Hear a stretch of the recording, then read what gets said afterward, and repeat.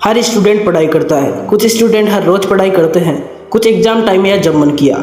इस दुनिया में ऐसा कोई भी स्टूडेंट या इंसान नहीं है जिसे पढ़ा हुआ 100% याद रहे। कोई भी हो 100 पेज की बुक आपको एग्जैक्ट याद करके नहीं सुना सकता, मगर 1% से कम लोग ऐसे भी हैं जो किसी भी टॉपिक को पढ़ते हैं तो उसे भूलते नहीं है।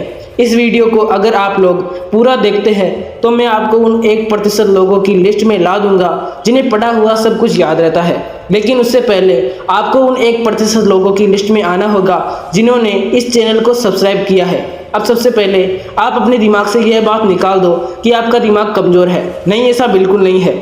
आप दिन भर 1000 चीज़ें देखते हो, 1000 चेहरे देखते हो, हर वक्त दिमाग में कुछ ना कुछ चलता रहता है। तो हर चीज़ को अगर दिमाग याद रखेगा तो आपकी मेमोरी में बहुत सारी अननेसेसरी बातें स्टोर हो जाएगी जिसकी आपको ज़रूरत नहीं है। लेकिन आप जो कुछ भी पढ़ते हैं वह आपकी ब्रेन मेमोरी में सेव होता है। भले ही कुछ टाइम बाद आप उस इंफॉर्मेशन को भूल जाए, लेकिन मैं आपको स्टडी के 5 ऐसे तरीके बताने वाला हूँ जिससे आप अपनी याद करने की इफिशियंसी को बढ़ा सकते हैं। फिर आपको स्टडी क्वालिटी में इम्प्रूवमेंट नजर आएगा। खाना तो सब खा सकते हैं, मगर किसी की इंस्टाग्राम स्टोरी, व्हाट्सएप स्टेटस देखते देखते बुक से, नोट से कुछ भी अच्छी तरीके से याद नहीं कर सकते।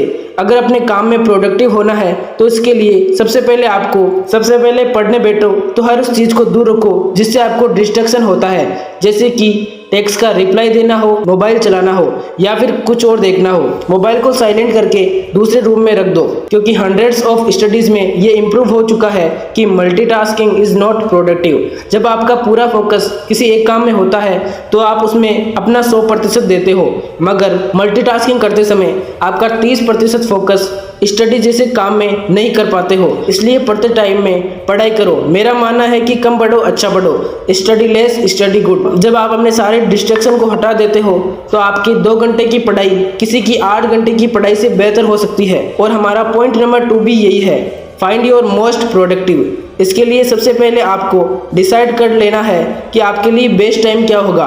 ज़्यादातर लोग सुबह कम से कम 2 घंटे पढ़ने के लिए बोलते हैं, क्योंकि सुबह के वक्त आपका कंसंट्रेशन लेवल पीक्स स्टेज पर होता है। यदि सुबह के वक्त आप जो कुछ भी पढ़ते हो वह पूरे दिन भर के मुकाबले सबसे ज़्यादा अच्छा होता है। मैं आपके लिए टाइम टेबल नहीं बना रहा तो ये नहीं बता पाऊंगा कि सुबह कितने बजे से पढ़ना चाहिए। सबका टाइम अलग अलग हो सकता है, पर इम्पोर्टेंट ये है कि सुबह पढ़ाई करो।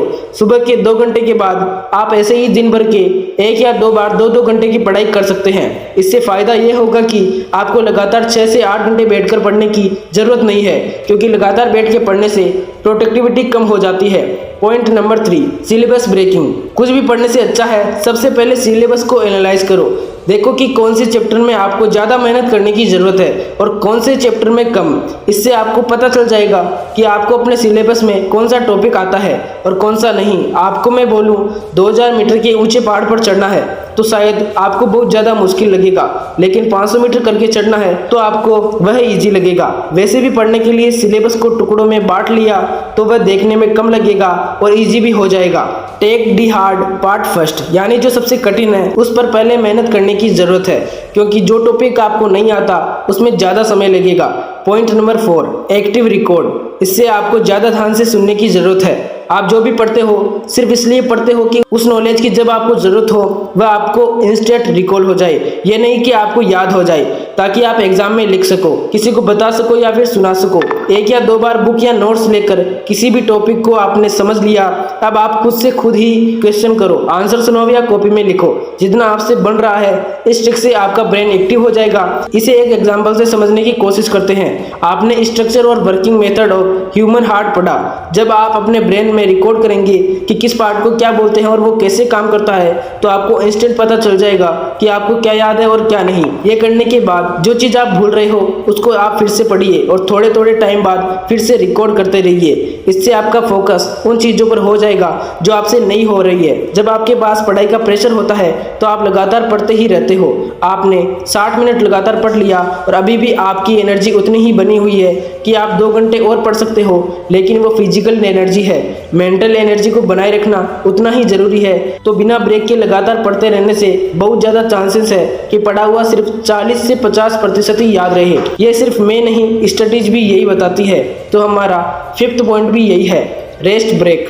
आपको उतना ही एफिशिएंसी के साथ लगातार पढ़ते रहना है तो सबसे पहले आप अपने टोटल स्टडी टाइम को कुछ पॉइंट्स में डिवाइड कर लो। मान लो आपको 2 घंटे के लिए पढ़ना है तो हर 30 मिनट बाद 5 से 7 मिनट का एक छोटा सा ब्रेक लीजिए, थोड़ा सा रिलैक्स फील कीजिए, थोड़ा सा पानी पीजिए। इस छोटे से ब्रेक को और ज़्यादा यूटिलाइज करते रहना है तो घर में ही 2 से 3 मिनट की वॉक कीजिए जो आपने थोड़ी देर पहले पढ़ा है। अब हम भी अपने इस वीडियो के वे पॉइंट्स को फिर से रिकॉल कर लेते हैं। आपने इस वीडियो में क्या क्या सीखा? सबसे पहले पढ़ते टाइम डिस्ट्रैक्शन को मिनिमाइज कर लीजिए क्योंकि 8 घंटे की पढ़ाई के कंपैरिजन में सिर्फ 2 घंटे की सुबह की पढ़ाई, वो भी बिना किसी डिस्ट्रैक्शन के, आपको बेहतर रिजल्ट दे सकती है। सेकंड में आपको पीक प्रोडक्टिव घंटे में पढ़ाई करनी है, जो वक्त आपको लगता है कि आप बाकी टाइम के मुकाबले खुद को बेहतर रिजल्ट दे सकते हो, मगर सुबह कम से कम 2 घंटे पढ़ाई करनी है। थर्ड, आपको अपने सिलेबस को ब्रेक कर लेना है। उस टॉपिक पर फोकस कीजिए जिसमें आप कमजोर हो और आपको लगता है कि आपको ज़्यादा मेहनत करने की ज़रूरत है। फोर्थ है एक्टिव रिकॉल, जो हम अभी कर रहे हैं। और मैंने आपसे वीडियो की स्टार्टिंग में कहा था कि सिर्फ 1% लोग ही इस चैनल को सब्सक्राइब कर रहे हैं, लेकिन इसे भी आपके रिजल्ट की तरह 31 से 100% तक लाना है।